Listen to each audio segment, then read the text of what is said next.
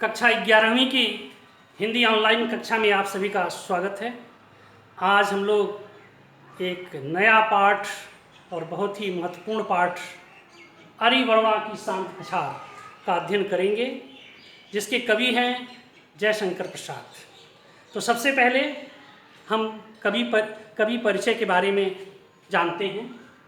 तो जयशंकर प्रसाद का जन्म 1889 ईस्वी में वाराणसी में हुआ था। ये संभ्रांत वैश्य परिवार में इनका जन्म हुआ था, लेकिन दुर्भाग्यवश इनके पिता तथा भाई की मृत्यु हो जाने के पश्चात मात्र 17 वर्ष की अल्पायु में परिवार की सारी जिम्मेदारियां इनके कंधों पर आ गई। इसीलिए ये इनकी शिक्षा दीक्षा बहुत आगे तक नहीं हो पाई।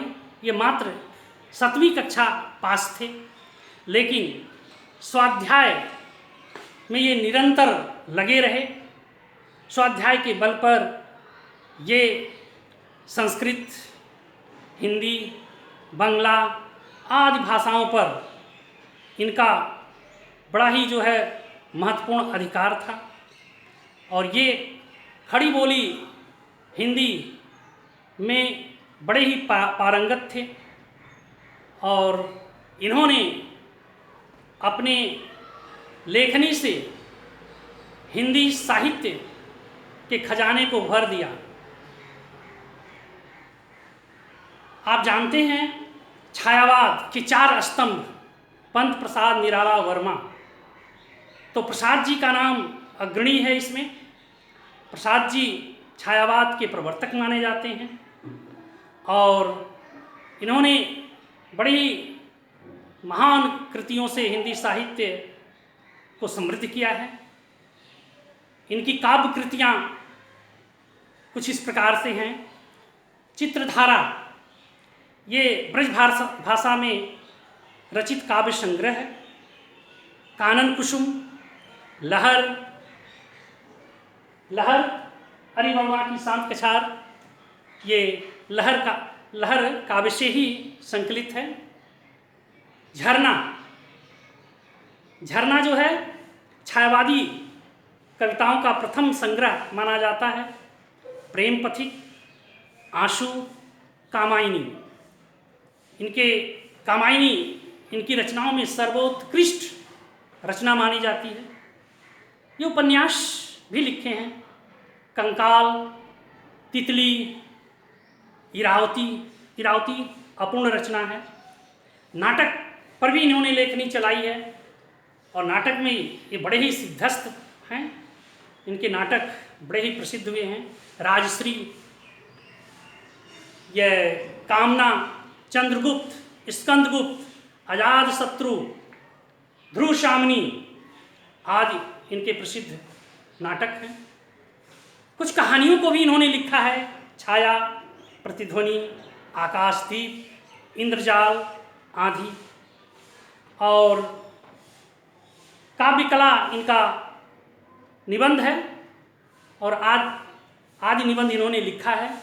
इस तरह से प्रसाद जी का योगदान हिंदी साहित्य में बहुत ही चढ़ बढ़ करके है। तो इन्होंने आज जो कविता इनके द्वारा लिखी गई हम कविता पढ़ेंगे, आर्यवर्णा की शांत कछार।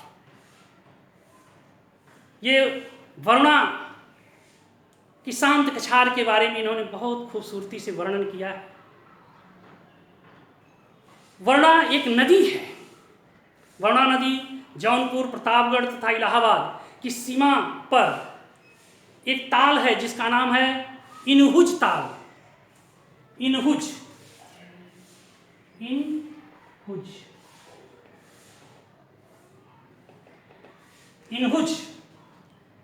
ताल में मैलहन एक झील है। मैलहन उसी झील से, यानी जौनपुर, प्रतापगढ़, इलाहाबाद की सीमा पर इनहुज ताल में से ये निकली हुई है, मैलहन झील से। 202 किलोमीटर की मात्र यात्रा करके ये वाराणसी के उत्तर में जो है ये आदिकेशव घाट पर जो है गंगा नदी में मिलती है। तो वाराणसी का नाम वाराणसी माने वाराणसी, वरुणा और असी दोनों नदियों के बीच में बसे होने के कारण इसका नाम वाराणसी बताया जाता है। तो ये वरुणा जो है कि इसकी शांत, सुंदर, आकर्षक वादियाँ बड़ा ही ये कवि को जो है यानी मनमोहक लग रही है। तो वरुणा, ये वरुणा नदी की शांत कछार का कवि ने बहुत सुंदर वर्णन किया है। वरुणा जो है वह सारनाथ और बनारस आदि स्थानों से होकर के बहती है। तो सारनाथ में मूलगंध कुटी विहार के स्थापना दिवस के उपलक्ष्य में महाबोधि सोसाइटी के तरफ से प्रसाद जी को निमंत्रण मिला था और ये मूलगंध कुटी विहार की स्थापना के अवसर पर ये वहाँ पहुँचे हुए थे और मंच पर इन्होंने इसी कविता का काव्य पाठ किया था। तो आइए आप भी इस कविता पाठ का रसास्वादन लीजिए।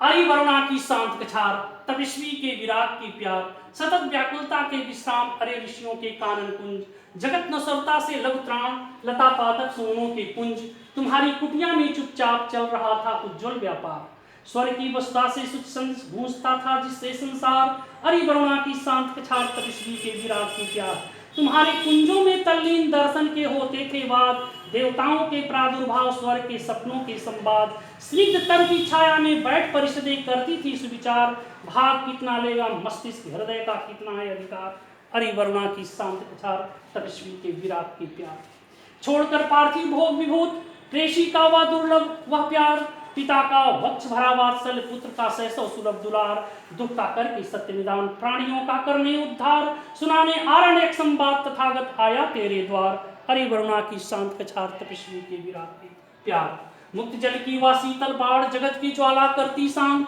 तिमिर का हरने को दुख भार, तेज अमिताभ अलौकिक काम, देवकर से पीड़ित विभुक्ष प्राणियों से का उठा पुकार, तोड़ सकते हो तुम भवबंध, तुम्हें है यह पूरा अधिकार, अरे वरुणा की शांत कछार, तपस्वी के विराग की प्यार, छोड़कर जीवन की अतिवाद, मध्य पथ से लो सुगत सुधार, दुख का समुदय उसका नाश, तुम्हारे कर्मों का व्यापार, विश्व मानवता का जय घोष यहीं पर हुआ, जलद स्वर मंद्र, मिला था वह पावन आदेश तेज, आज भी साक्षी है रविचंद्र, अरे वरुणा की शांत कछार, तपस्वी के विराग की प्यार, तुम्हारा वह अभिनंदन दिव्य और उस यश का विमल प्रचार, सकल वसुधा को दे संदेश, धन्य होता है बारंबार, आज कितनी शताब्दियों के बाद उठी ध्वंसों में वह झंकार, प्रतिध्वनि सुने दिगंत, विश्ववाणी के बने विहार।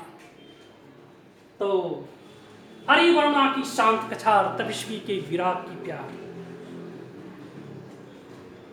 महान विभूतियों से संपन्न ये वरुणा की शांत कछार जो तपस्वियों के विराग की प्यार है, जो तपस्वी के विराग की प्यार है। वरुणा की ये शांत कछार, कछार नदी के तटवर्ती इलाके को कहते हैं। नदी की घाटी या तटवर्ती इलाके को कछार कहते हैं। तो कभी कहता अरे वरुणा की शांत कछार, अरे वरुणा की शांत कछार, तुम तपस्वी के विराग की प्यार हो। कितना विरोधाभास है। एक तरफ तपस्वी का विराग है, उसके तरफ तपस्वी का प्यार है। तो तपस्वी ने सारा कुछ छोड़ करके, वैराग्य धारण करके वह वरुणा की शांत कछार से प्रेम किया था। तो भगवान बुद्ध ने इस कछार को उन्होंने प्रेम किया था। सतत व्याकुलता के विश्राम, अरे ऋषियों के कानन कुंज, सतत व्याकुलता के विश्राम। जगत में सतत व्याकुलता के कारण जो लोग जगत से ऊब जाते हैं, थक जाते हैं, वे यहीं पर आते हैं और उन्हें विश्राम मिलता है, उन्हें जो है शांति मिलती है।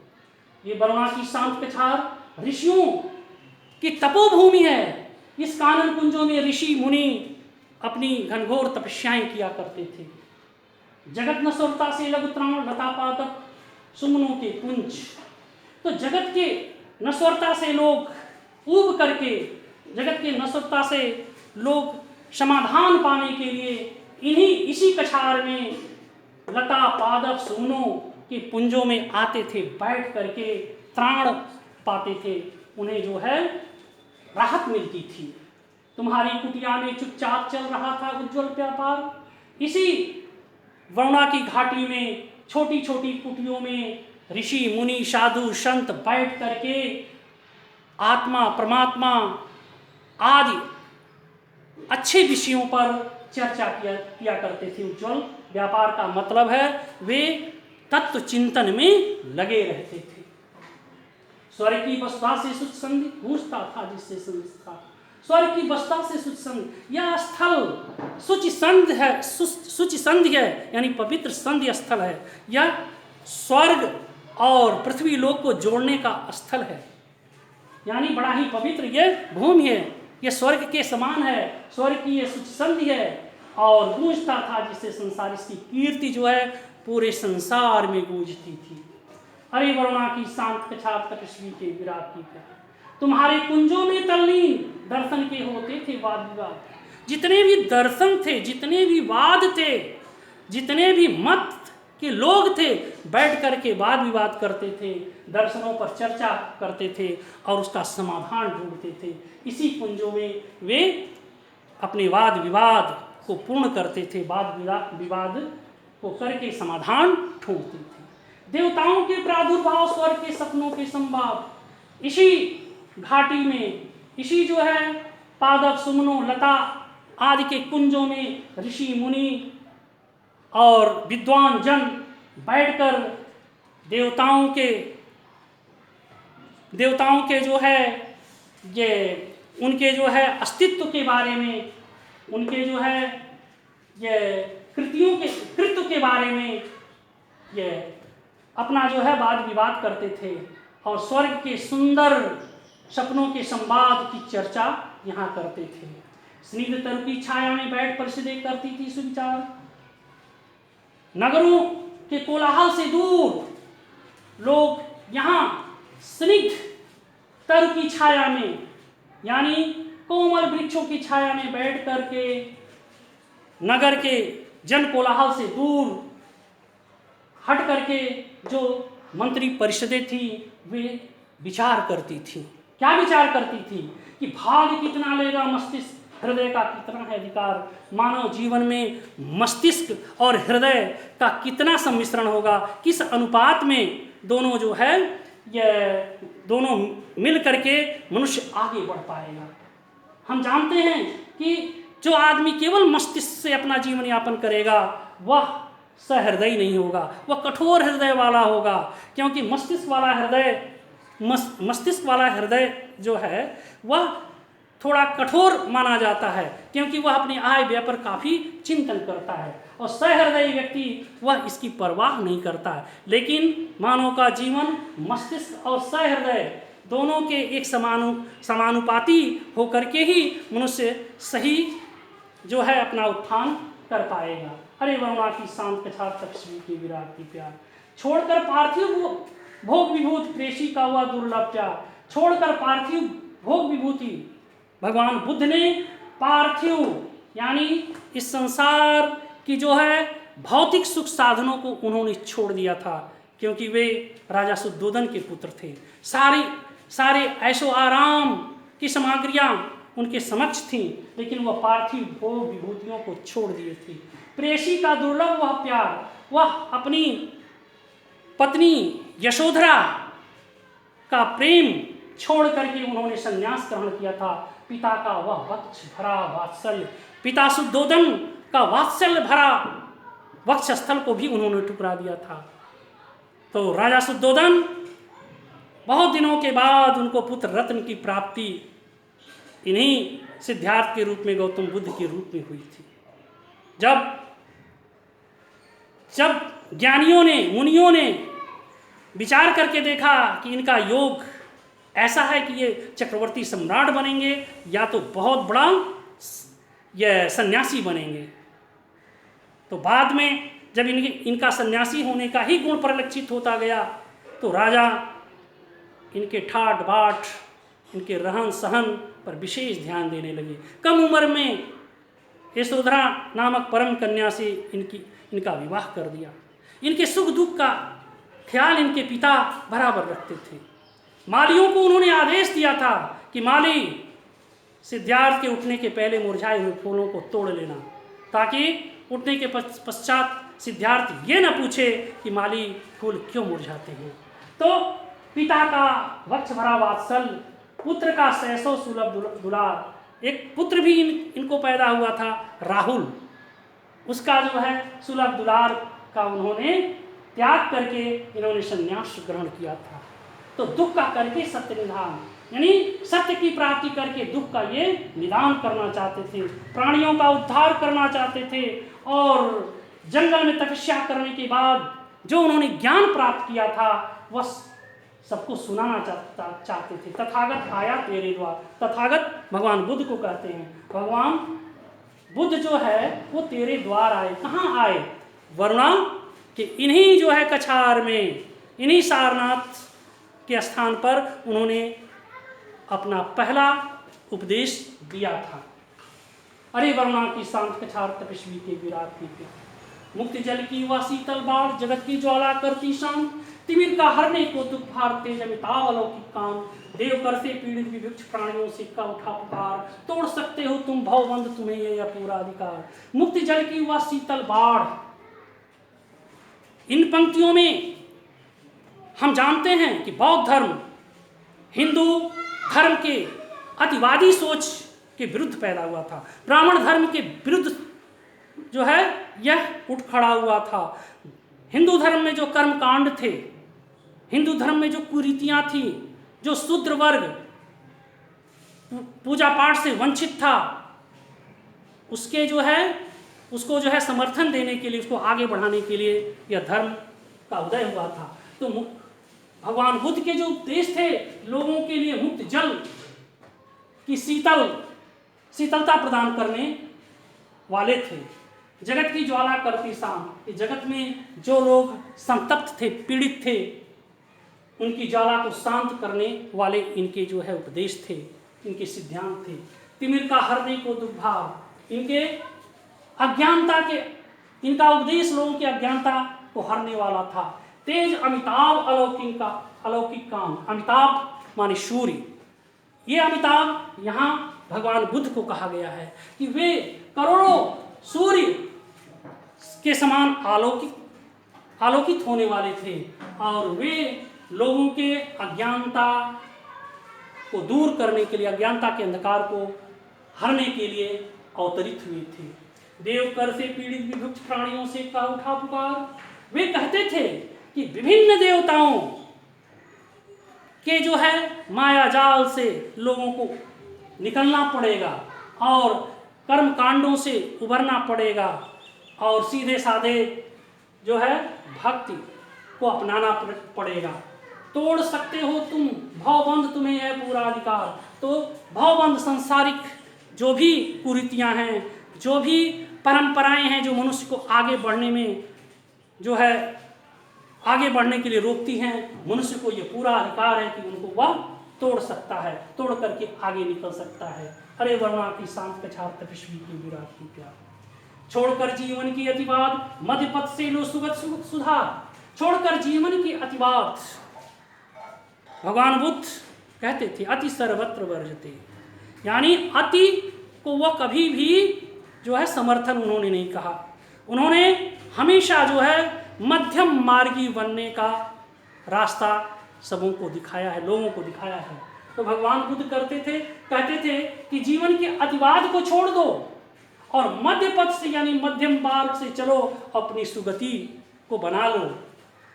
दुख का समुदय उसका नाश, जिससे दुख का समुदय जो है सारा दुख नाश हो जाएगा और सारे दुख और उसके नाश का जिम्मेदार मनुष्य खुद है, उसका कर्म है।